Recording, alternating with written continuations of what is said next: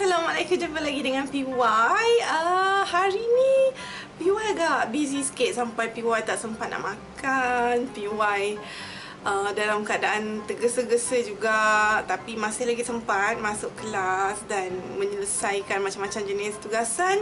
Sebab jadi sekarang pun dah pukul 5, Cik Susu pun tak balik lagi sebab sekolah dia tengah sibuk dengan latihan sukan.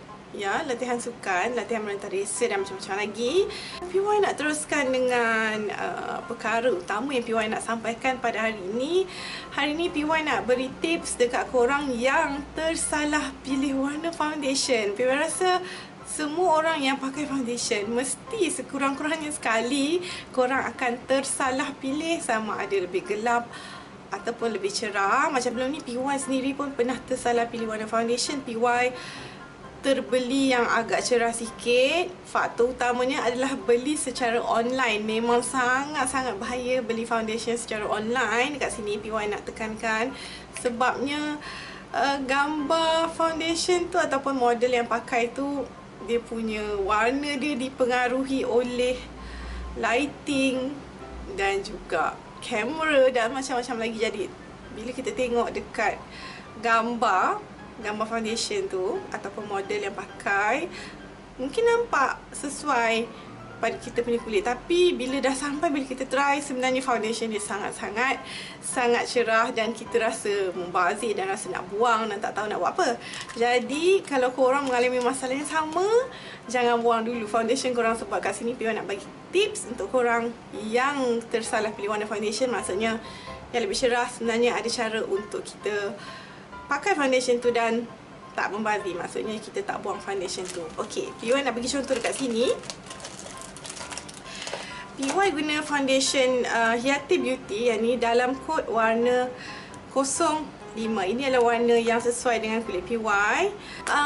Jadi untuk PY tunjukkan dekat korang cara untuk mengatasi masalah foundation yang terlebih putih. Dekat sini PY gunakan foundation daripada Hiyati Beauty juga dalam kod 03. Lebih cerah daripada warna kulit PY. Okey, ini dia. Okey, ini yang lebih cerah dan yang ini yang warna yang biasa PY pakai. Okey, yang ini yang lebih cerah dan yang ini adalah warna foundation yang biasa PY pakai. Okey, kononnya PY pakai foundation ni yang lebih cerah. Sebelum PY pakai foundation, PY nak tanggalkan dulu makeup. PY akan tunjukkan menggunakan muka PY yang belah sini. Okey, PY akan gunakan makeup wipes daripada Biore yang PY gunakan setiap hari sebab sangat mudah dan tak perlukan kapas ataupun sebagainya. Cuma ambil dan bersihkan muka. Okey, PY akan bersihkan dekat area sini, bahagian hidung dan juga pipi.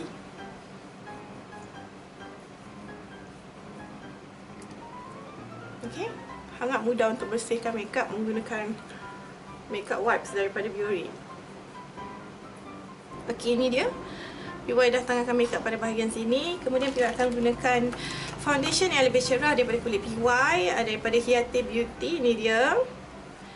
PY pun nanti jual juga. Kalau korang nak beli, korang boleh PM PY. Okey. Dan dekat bahagian bawah ni adalah dia punya foundation. Ni dia. Ambil gunakan sponge. Okey, dan kemudian PY akan sapukan. Ini adalah contoh warna foundation lebih cerah daripada kulit PY. Okey, boleh tengok?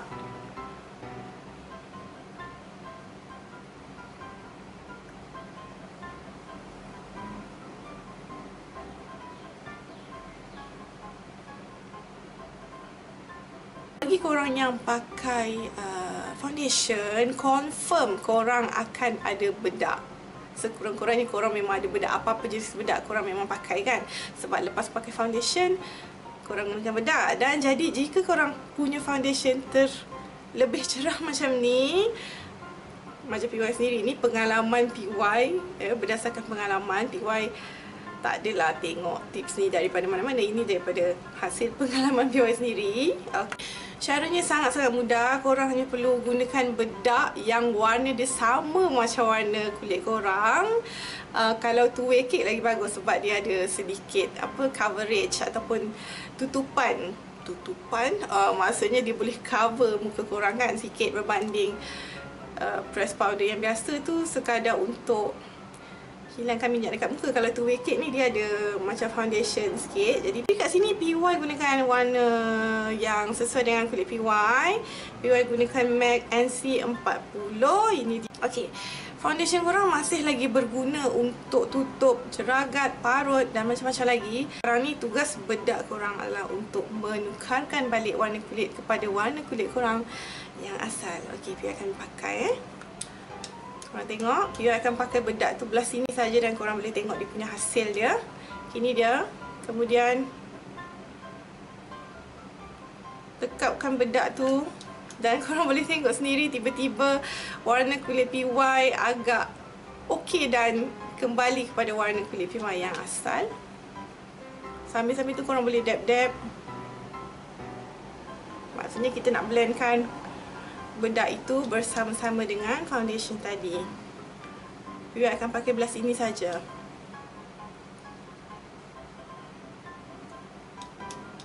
Sebelum dan selepas, yang belah sini nampak agak sekata dengan warna kulit sebabnya bedak two-way cake ni dia dah cover dan korang punya parut tadi ditutup oleh foundation yang warna cerah tadi dan warna kulit korang disekatakan balik oleh warna bedak yang korang pakai tadi. Jadi sebenarnya bila korang tersalah pilih warna foundation, korang boleh cover balik menggunakan two-way cake yang korang ada.